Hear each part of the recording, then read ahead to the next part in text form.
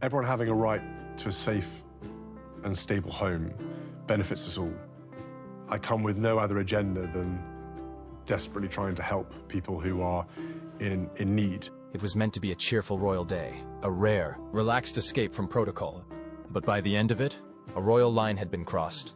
What began as innocent childhood banter quickly spiraled into whispered outrage behind palace doors.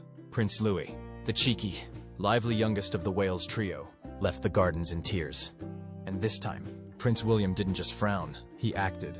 So what exactly happened? And why has Camilla's granddaughter just been erased from royal favor? Let's break it all down. A picnic with hidden politics. It was supposed to be just another cheerful royal outing. Picnic blankets on Balmoral's manicured lawns. Kids running wild and corgis darting between teacups and sandwiches. No official speeches, no stiff protocols, just family time. Or so it seemed. King Charles had organized the event, hoping to bring unity between his bloodline and Camilla's extended family. A well-meaning idea, but one that made Kate, ever the careful mother, quietly uneasy. She'd always been polite, poised, and diplomatic when it came to her children, especially Louis. Her instincts rarely wavered. Prince Louis, the youngest and most spirited of the Wales trio, was in his element, bright-eyed, full of energy, and endlessly charming. He skipped through games and laughter with his usual confidence. His infectious giggles were the soundtrack of the afternoon. Camilla, meanwhile, ensured her own grandchildren were present. Though not royals by blood or title, their growing appearances at royal events hadn't gone unnoticed. Some saw this as her subtle strategy, to blur the lines, to weave her family into the royal fabric. And this picnic felt like one more stitch in that plan. At first, everything seemed light-hearted. Children played, parents chatted, and nannies exchanged gossip over elderflower drinks. But then, something shifted. Kate's posture changed, her smile paused, her eyes fixed on Louis. He stood still now, face flushed, expression unreadable. Across from him was one of Camilla's granddaughters. No more giggles, no more games, just a moment of tension sharp enough to slice through the summer air. It wasn't clear what had been said, but something had clearly gone wrong. The kind of wrong that mothers notice instantly. Kate began walking, calm but alert. This gathering wasn't just a picnic anymore. It was a mirror reflecting deeper divides. Two families, one throne, and children caught in the crossfire. And as Louis's usual sparkle dimmed, Kate knew this wasn't just innocent playground, teasing. It was the beginning of something far more serious. But what happened next unraveled so quickly, and yet so quietly, that many of adults didn't notice until it was too late. A cruel comment and a crumbling smile. Louis had always been the spirited one, the youngest royal who made even the most serious official events feel a little lighter. At Trooping the Color, he'd yawned mid-parade. On the palace balcony, he once covered his ears and shouted during the flypast, completely stealing the show. But beneath the cheeky grin and unruly charm was a child deeply connected to his family, especially to his mother. Kate, he adored her. And what happened in the garden that day struck at the heart of that bond. While the adults were preoccupied with tea and royal small talk under the marquee, the children had broken into smaller groups. One patch of grass became an impromptu football field. Another hosted a pretend tea party, complete with toy cups and muddy sandwiches. Louis, bouncing between groups, eventually found himself alone near the rose garden. That's when Camilla's granddaughter approached. It wasn't clear what sparked the exchange. Some say it started with a snide laugh. Others believe it was prompted by Louis's playful attempt at a royal curtsy, something he'd once done jokingly to mimic his mother. But what is certain, according to multiple insiders, is that the moment turned mean. Fast! You really think your mom's going to be queen? The girl reportedly sneered, her voice loud enough for a few nearby children to hear. She's just pretending. Everyone knows Camilla's the real one. Louis blinked, confused at first, then hurt. His hands fell to his sides. He looked down at his shoes, and the warmth in his face started to fade. Before he could even formulate a response, she struck again, this time attacking something even more personal. And what's with the way you walk? Is that your prince training? Do you think you're better than everyone else because you live in a castle? Witnesses described Louis's face as shifting from confusion to pain. Red flushed his cheeks. His bright, mischievous eyes began to well up. Someone later said he looked crushed, not because the words were cruel, but because he had never expected them from someone who was supposed to be family. One child giggled, another turned awkwardly away. No one intervened, and Louis, trembling, did the only thing a 6-year-old could think to do. He ran, straight toward the edge of the garden, where Kate stood quietly with Charlotte. Before Kate could react, Louis threw himself into her arms, sobbing. His small body shook against her dress as she held him tight, her hand gently cradling the back of his head. Kate didn't need to ask what had happened. The look on Louis's face told her everything. His confidence, his sunshine, it had been stolen. And in its place was a child who felt mocked, misunderstood, and unsafe. For those standing nearby, the moment was jarring. A hush seemed to fall across the gathering. Even the corgis, who had been enthusiastically chasing shadows moments earlier, stood still. Camilla, positioned a few yards away, noticed the scene, but made no move. Whether she didn't understand the gravity of what had just happened, or chose not to, is unclear. But what is clear is this: Kate saw everything. She held Louis close, her expression unreadable. But inside, something snapped. Not with panic or dramatic outbursts, but with a deep, simmering fury only a mother knows. The kind that waits, that observes, that remembers. This wasn't just rude playground banter. This was intentional, calculated, echoing words too mature for any child to invent on their own. Kate looked up across the garden. Her gaze found William, and in that unspoken second, everything changed. Kate's silent storm. Kate Middleton is known for her calm, for her grace under pressure, for her ability to smile through scandal and stand firm in royal storms. But no palace training, no charm school diplomacy, no media etiquette could prepare her for what she felt in that moment when Louis collapsed into her arms. Face flushed with shame and heartbreak. To outsiders, she remained composed. Her hand gently smoothed his hair, her voice soft as she whispered something into his ear. But anyone who had ever seen a mother snap into protective mode would recognize the look in her eyes. Behind that composed exterior was a storm brewing, cold, deliberate, and powerful. Kate didn't make a scene. There were no dramatic confrontations or public scoldings. Instead, she stood up quietly, took Louis's hand of hers, and gestured for Charlotte with the other. Together, the trio walked back toward the palace. Every step purposeful, every movement composed. But to the trained eye, it was clear. She wasn't retreating.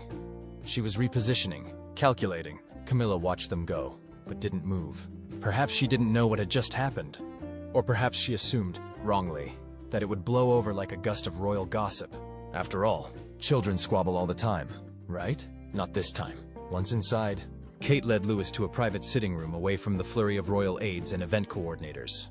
She knelt to his level, her hands on his shoulders, her eyes locked with his. "Tell me exactly what happened," she said gently. And he did. At first, hesitantly, then with growing confidence as the words poured out. The teasing, the comments about his courtesy, the mocking of his walk, the cruel remark about his mother not being a real queen. And finally, something Kate hadn't expected. Another insult, whispered under the breath of Camilla's granddaughter. "At least my granny didn't die because of the crown." That was the moment Kate's eyes went cold. It wasn't just childish cruelty. It was deliberate. It was personal. And, worst of all, it was learned from somewhere. From someone. No child speaks that way unless they've heard it at home. That was the detail Kate couldn't shake. Her son wasn't simply hurt by a cousin's teasing. He had been wounded by a legacy. By whispers and rumors passed down like family recipes. It was Diana's memory being used as a punchline. And Louis, too young to understand the full weight of it, had still felt its sting. Kate didn't cry. She didn't shout. But the air in the room shifted. Within the hour, she summoned her private secretary. Her instructions were simple. Clear her schedule. Cancel every engagement. No school runs. No charity visits. No ribbon cuttings. She was staying with Louis. But even more urgently, she called for William. When he arrived later that evening at Adelaide Cottage, Kate met him at the door, her face pale and firm. She led him inside. Louis had already gone to bed. The conversation that followed, according to an insider, was the most emotionally charged exchange they've had in years. She laid everything bare. Every word Louis repeated. Every expression. Every flash of pain. And she didn't hold back. "You're the heir," she reportedly said. "It's time to start acting like it. This family protects its own. I will not let this go. If you don't take action, I will." She reminded him of Diana. Of how silence had cost too much. Of how the institution had failed her. And how history could repeat itself if they didn't draw a line. She wasn't asking for revenge. She was demanding boundaries. Kate's message was clear. This wasn't just about Louis. It was about dignity, about family, about finally ending the quiet favoritism Camilla had spent years weaving into royal life. William said little at first. He simply listened. But his face said everything. And by the time he left the room, the storm that had started with Louis's tears had become a royal reckoning. But what silent power move did William make after Louis's tears sparked a royal reckoning? Stay tuned to find out. William's turning point. Prince William had faced many pressures in his life: public scrutiny, royal expectations, the shadows of both his father's reign and his mother's tragedy. But nothing rattled him quite like seeing his youngest child broken. Louis wasn't just hurt, he was humiliated, and that changed everything. After Kate recounted the incident in chilling detail, right down to the jab at Diana's memory, William didn't speak for a long time.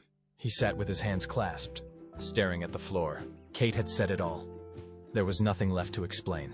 What remained now was a decision. He wasn't just a future king anymore. He was a father, and the moment called for more than diplomacy. The very next morning, while the palace buzzed with routine engagements and scheduled appearances, William quietly summoned his most senior aides to a private study in Kensington Palace. There was no media alert, no fanfare, just the sound of doors shutting and muffled footsteps behind closed walls. Inside that room, he laid out everything, calmly, clearly, without anger, but with unmistakable resolve. There was an incident involving Prince Louis, he began. And there will be consequences. He wasn't looking for apologies. He didn't want a carefully worded statement or a mediated resolution. What he wanted was accountability and distance, effective immediately. The young girl who insulted Louis would no longer be welcome at royal events involving his children. No holiday invites, no charity appearances, no symbolic walks alongside Charlotte and George. Her quiet integration into the royal circle had come to a full stop. And then came the headline move. Any pending consideration for honorary status, titles, or privileges connected to Camilla's granddaughter. The aides were stunned. Not because they disagreed, but because William was no longer asking for consensus. He was making decisions, like a leader, like a protector, like a father who had finally drawn the line. This wasn't just a reaction to a playground insult. It was a message to the monarchy itself. Legacy doesn't come from association. It comes from behavior and loyalty.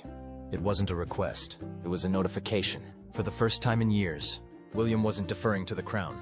He was standing in front of it, and whether the institution liked it or not, the balance of royal power had just shifted.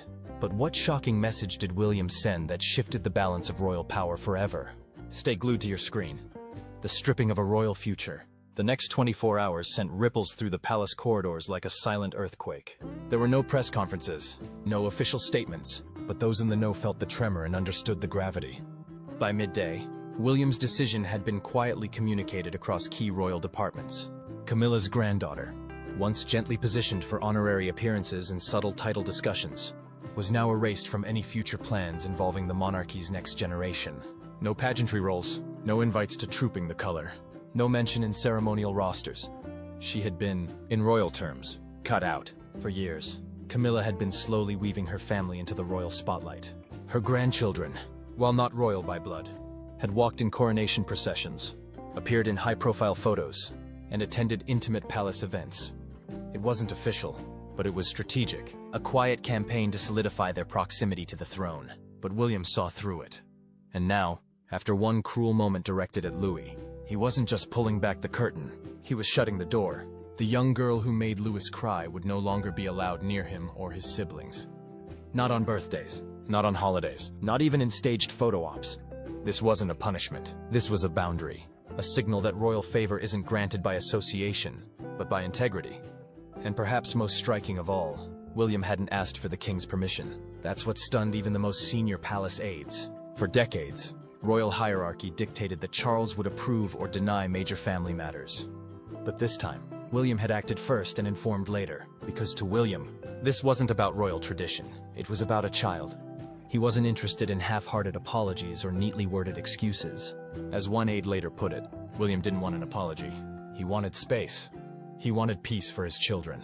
By the time Charles read the letter, the decision had already been enforced. And for Camilla's granddaughter, whatever quiet future she imagined alongside the next generation of royals had vanished.